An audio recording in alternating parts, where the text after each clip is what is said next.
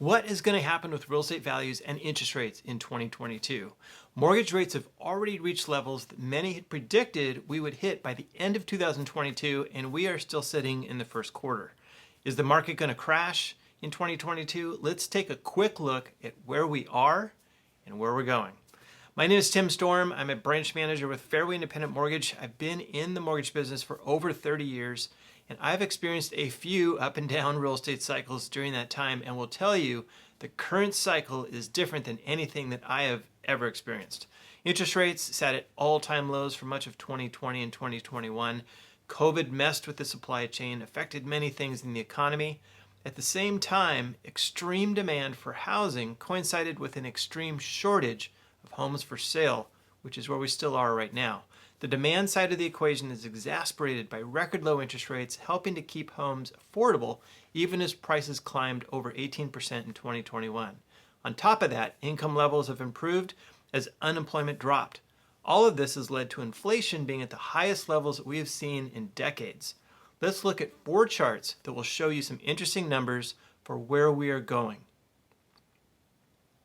First, what do the experts think about property appreciation in 2022? It's easy to just include the highest estimate and call it a day, but this shows the forecast from 7 different organizations that publish their estimates. Fannie Mae and Freddie Mac have forecasted appreciation in the 7% range, while at the other end of the spectrum is Zelman and NAR, or the National Association of Realtors. The average forecast of these 7 is 5.2%. That means that a $700,000 home today will be worth $735,000 by the end of 2022. But what if we look further into the future? This chart shows the expectation for home prices over the next 5 years. The optimists think values will go up 62.5%, while the pessimists are forecasting only a 3.7% increase.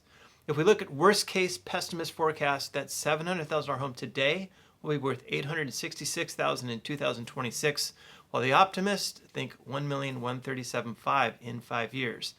Either way, it's all good news for home ownership and is all the more reason to buy a home if you don't already own a home.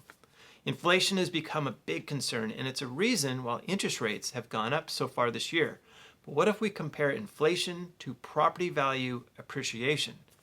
You'll see that going back to the 70s, owning real estate has been a great hedge against inflation.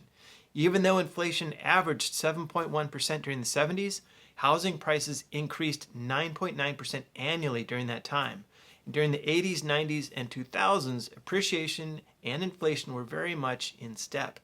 What's interesting is that when you look at how far home appreciation outpaced inflation in 2020 and 2021, a home tends to be most households' largest asset.